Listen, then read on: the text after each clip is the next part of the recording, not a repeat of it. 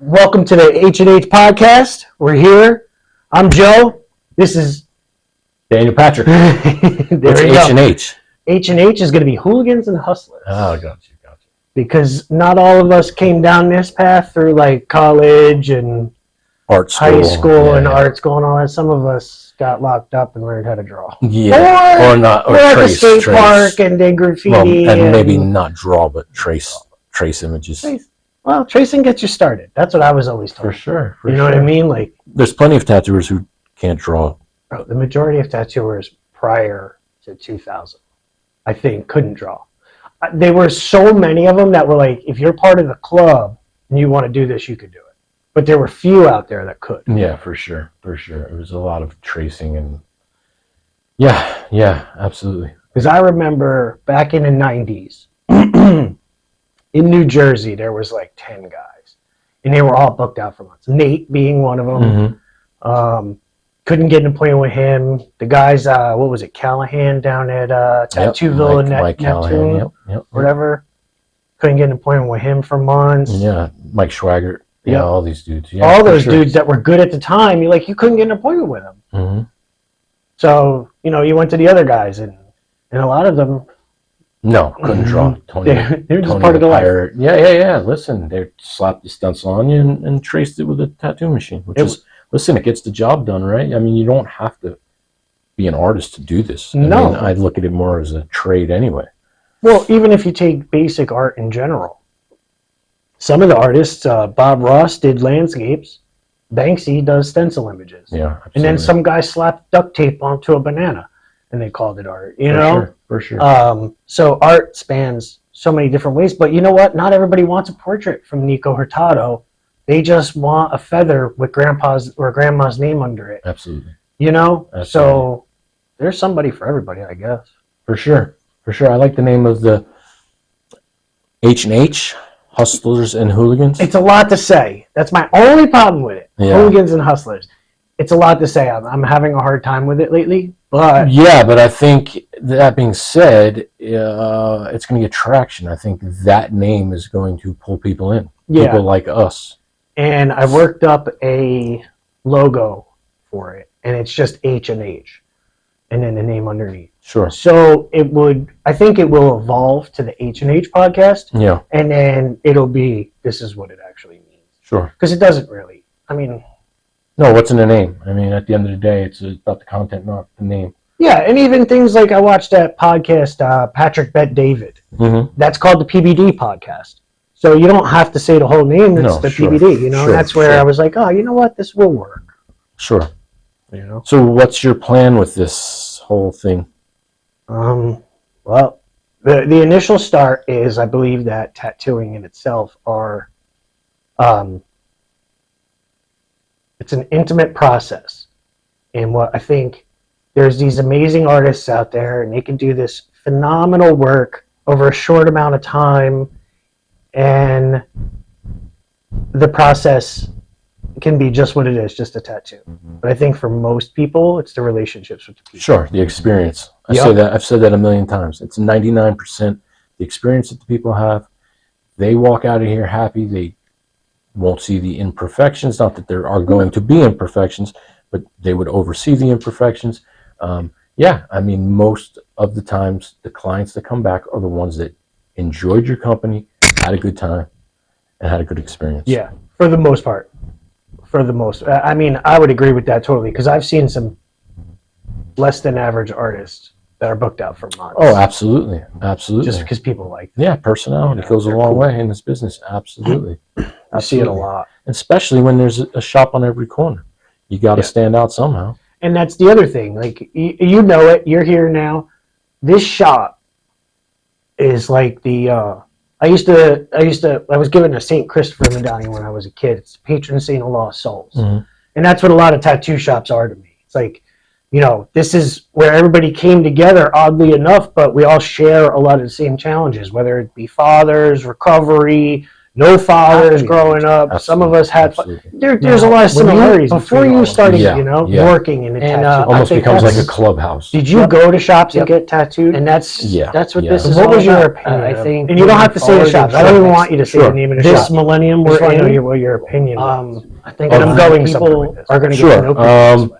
What we're So doing I'm right 47, so I Oh, started sure, getting tattooed sure. about I mean, at about 17. it started and off as I grew up something in small, and we all New York, scoffed at Central it. Jersey Now it's area. So everybody and their mother has there were one. shops Yeah, that it's were biker, scary shops, and that to me that was the coolest thing, right? Yep. So a 17-year-old kid walking into a dark tattoo shop in Keensburg, old drunk motorcycle guy out front Yep. can't kick his bike over, asked me to kick it over for him, which I couldn't do. I wasn't strong enough. But yeah, I mean, there was that allure. There was that dangerousness that has been lost. I don't want to say lost because it's been a good thing. But there was this danger element. So you had shops like that in Keensburg, and then there was a shop in South River where you would walk in and Big Brad's, and they would smoke in the air, and Gigi Allen videos playing, and curse words and nude chicks on the wall, and it was. I'm sure to some people it was very off-putting, but to a 17, 18-year-old kid, it was the coolest thing in the world. Yeah. And so that was my introduction to tattoos. And as a now 16, 17-year tattooer, the clientele has changed. It's not like that anymore. Now you walk in and it's like every shop is looking more like a salon, and we're very conscious of what we're putting out there, and we're looking to invite women and children and grandparents and families. Everyone. We want Especially everybody here. included. Absolutely. People would never believe when we tell people that here in this shop, we have a guy, 76 years old, start to finish, both sleeves. Never had a tattoo. Maybe one little Jesus head when he was in Staten Island when he was a kid. Absolutely. I've been tattooing, like I said, 17 years. I've been with you guys since January, which is 8 months ago. I have never seen a clientele like I've seen at this shop. No, it's weird. Between people of different cultures that I didn't even know got tattooed. Yeah. And because of the retirement communities around here, a lot of older people. Yep. It's fantastic. Whether it's that they were afraid to get tattooed to be ostracized. Stigma's changing. Sure. And so, for sure. I see it personally. Being here, the